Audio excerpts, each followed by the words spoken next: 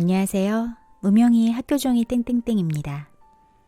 오늘은 제4강 말의 힘에 대해 준비해 보았습니다. 그럼 시작해 볼까요? 우리가 아침에 눈을 떠 잠자리에 들기 전까지 매일같이 수많은 말을 하게 되죠. 말을 한다는 것은 나의 에너지를 상대에게 뿜어내고 있는 것입니다.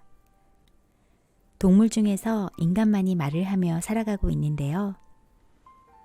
인간이 말을 할 수 있는 능력이 있다는 것은 상대를 이해시키기 위함입니다. 말 한마디로 천냥빛을 갚는다는 말을 익히 들어보셨죠? 천냥빛만 갚는 것이 아닌 말로 모든 것을 이룰 수 있습니다. 전쟁도 평화도 말로 이룰 수 있으며 살인도 사랑도 말로 시작이 되는 것이지요. 매스컴만 보더라도 말로 흥하고 말로 망하는 케이스가 많이 있는데요. 정치인의 잘못된 말 한마디로 타격을 입어 자리에서 내려오기도 하고, 연예인도 마찬가지로 인기를 순식간에 잃기도 하고, 받았던 인기는 온데간데 없고 미움을 받기도 하지요. 반대로 말을 잘해서 높은 자리에 거듭날 수도 있으며 세상의 모든 것을 다 얻을 수도, 존경을 받을 수도 있습니다. 이렇게 중요한 말을 어떻게 하면 잘할 수 있을지 공부해 보려고 해요. 말을 잘하는 방법은 상대의 말을 잘 듣는 것입니다.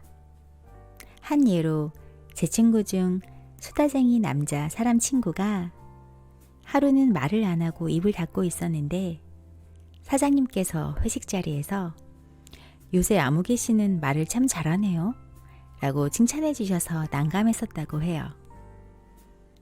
말을 안 하니까 말을 잘한대, 이건 뭐지? 라고 하길래 웃어버렸던 적이 있어요. 남의 말을 잘 듣기 때문에 상대를 이해할 수 있게 되고, 상대를 이해한다는 것은 내가 위를 점할 수 있다는 뜻이 내포되어 있어요. 상대의 말을 잘 듣고 있다 보면 상대의 생각과 뜻을 간파하게 되어 있어요. 상대를 읽었으니 내가 실력이 있다면 그 대안이 나오게 되어 있고요. 아무리 실력이 있더라도 상대를 읽지 못하면 그 사람에게 맞게 내가 말을 해줄 수가 없어요. 그래서 경청해서 상대를 읽는다는 것이 굉장히 중요하죠. 말은 에너지입니다. 말을 한다는 것은 나의 에너지를 전달하고 있는 중이며 나의 생산품을 만들어내는 것입니다. 영혼의 질량이 약하면 말하는 질량이 약해서 나의 말의 생산품이 질이 떨어지고, 영혼의 질량이 우수하면 말하는 질량도 우수해서 나의 생산품 또한 품격이 있어지지요.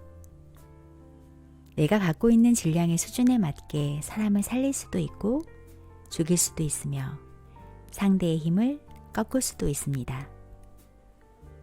고로 사람에게 갖고 있는 영적인 힘이 우리의 입을 통해 말로 나오며 내가 갖춘 모든 에너지의 질량이 입을 통해서 나오게 됩니다. 말을 못하더라도 작은 일을 행할 수 있겠으나 말을 못한다면 큰 일을 위해 누구를 움직일 수도 없고 어떤 일을 하기 위해 내 뜻을 펼칠 수도 없습니다. 말을 잘하고 싶으신가요? 그렇다면 상대를 알아야 합니다. 상대를 모르면 상대에게 필요한 말을 할 수가 없게 됩니다. 정치인은 국민을 알아야 국민이 필요한 말을 할 수가 있어지고, 그래야 국민을 이끌 수가 있습니다. 말을 잘하게 되면 힘을 줄 수도 있고 그 사람의 인생을 잘 살 수 있게 해줄 수 있기 때문에 우리는 말하는 공부를 해야 합니다. 내가 도끼 서린 말을 한다는 것은 나의 도끼를 상대에게 뿜고 있으니 도끼 에너지가 상대에게 전달되어 상대가 다치고 상처를 입게 되어 힘들어진다는 것을 알아야 합니다. 반대로 내가 아름다운 말을 하면 상대가 아름다워지게 됩니다. 실제로 작년에 TV에서 한글날 특집으로 나쁜 말과 좋은 말의 에너지가 미치는 영향을 실험을 하기도 했는데요. MBC 뉴스 한 코너에서 무심코 던진 말 한마디에 엄청난 힘이 실려 있음을 증명해주는 실험이었어요. 막 지은 쌀밥을 유리그릇에 넣어 각각의 병에 고맙습니다와 짜증나라는 단어를 붙이고 한 달 동안 좋은 말과 나쁜 말을 매일같이 퍼붓는 실험이었어요. 4주 후의 결과는 나쁜 말을 퍼부은 유리병의 밥은 까만 악취나는 곰팡이가 썰어 있었고, 좋은 말을 퍼부은 유리병의 밥은 뽀얀 누룩 같은 구수한 냄새에 곰팡이가 생겼습니다. 이름표에 걸맞게 곰팡이가 만들어지게 된 것이죠. 밥에 귀가 달리지도 않았지만 이 실험의 의미는 말의 에너지가 전달되고 있음을 보여주었던 실험이었습니다. 검색을 하다 보니 알게 되었는데요. 밥 실험 이외에 양파 실험과 얼음 결정체 등 다른 실험들도 역시 마찬가지더군요. 그런데 이 나쁜 말을 퍼부은 대상이 밥이 아니라 내 가족, 내 연인, 나의 소중한 사람들이라고 생각해보니 아찔하더군요. 우리가 보는 것, 듣는 것이 모두 영혼으로 들어가게 됩니다. 그래서 상처받는 말을 듣는다면 그 상처는 육신이 받는 것이 아니라 영혼이 다치게 되어 있습니다. 상처받는 말을 하면 상대가 불편함을 자꾸 느끼게 되니 나를 떠나가게 만들어버리기도 하죠. 내가 지금 외롭다면 하던 일을 멈추고 잠시 생각해 보세요. 나를 떠나간 사람들에게 어떤 말로 상처를 주었었는지. 아동구호단체인 세이브 더 칠드런에서 주최한 그리다 100가지 말 상처라는 캠페인을 열었었는데요.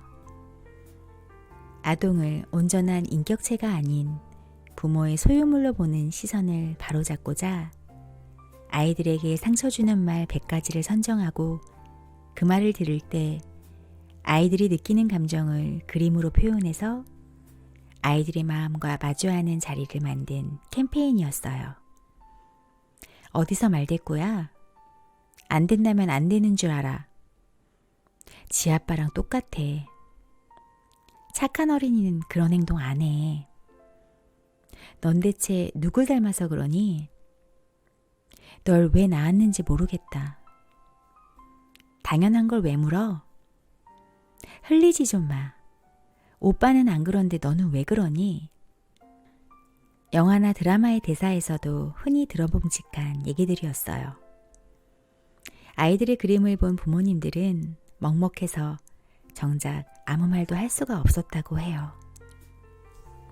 내 자식, 내 가족일지라도 상대의 입장이 돼보지 않는다면 나의 말 한마디가 어떤 상처를 남길지 모릅니다. 제가 즐겨보는 EBS 채널 생각하는 콘서트라는 프로에서 들었던 얘기를 들려드리려고 합니다. 5살의 아들이 마트에 가면 사고 싶은 걸 사줄 때까지 떼를 쓰니 어느 날 마트에 가기 전부터 아이에게 아빠는 주의를 주었어요. 너 마트 가서 또 떼쓰면 혼날 줄 알아. 아이는 여지없이 또 징얼대고 떼를 쓰니 아이의 아빠는 너 한 번만 더 떼를 쓰면 자동차에 가둬놓을 거야 라고 했어요. 그럼에도 떼를 쓰는 5살의 아이를 데리고 아빠는 아들에게 말한 본인의 말을 지켜야 했기에 마트 주차장에 주차된 차에 가둬놓았어요. 그리고 아빠는 밖에서 정확하게 시간을 5분 쟀어요. 물론 아이를 바라보면서 바로 옆에서 아이를 지켜보았죠. 5분 후 아이는 나오게 되었고 그날 아빠에게 잘못했다고 말을 했어요. 아빠는 아들의 버릇을 고쳤다고만 생각했어요. 그런데 문제는 그 다음부터 고통스러운 일들이 펼쳐졌어요.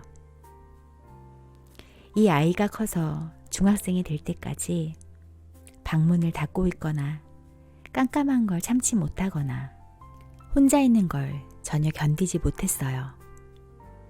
학교에서 혼자 남겨진 적이 있었는데 크게 발작을 하고 그 후부터 상담을 받기 시작했어요. 상담 선생님께서 혹시 어린 시절에 이 아이에게 어떤 기억들이 없었나요? 라고 물었어요. 부부는 다 기억하지 못했고 그런 일은 없었다고 답했어요. 그런데 아빠가 어느 날 집을 가다가 문득 그때 일이 떠오른 거예요. 그래서 상담사 선생님께 말씀드리니 선생님은 아버님, 아이에게 바로 사과하세요. 그런데 아빠는 못하겠더랍니다. 아이는 그날 일을 기억도 못할 건데요. 너무 어려서. 라고 말씀드리니 상담사는 그래도 해보시라고 권했어요. 아빠는 고민 끝에 아들을 불러서 얘기를 했어요. 아들아, 어릴 때 이런 일이 있었는데 그때는 아빠가 너무 미안했다.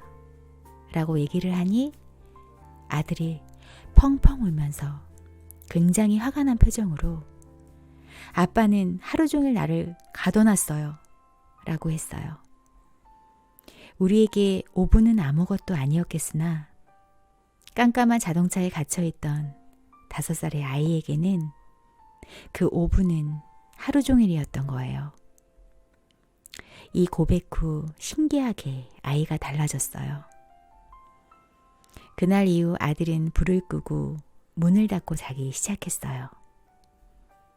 마음을 담은 진정성 있는 말 한마디의 사과가 아이의 내면의 변화를 일으켜서 아이를 살린 것입니다.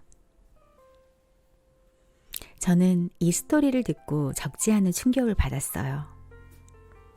내가 무심코 던진 말 한마디가 나는 기억도 못하는데 상대의 영혼에 상처기를 남기지는 않았는지, 그래서 상대의 인생을 망치지는 않았는지 제 자신이 숙연해졌어요. 내가 이런 실수를 의도하지 않아도 하게 될 수도 있겠고 내 감정을 표현하려고 의도해서 하게 될 때도 간혹 있는데요. 실수가 반복되어 계속된 상처를 주지 않으려면 바르게 대화하는 법을 알아야 하겠죠.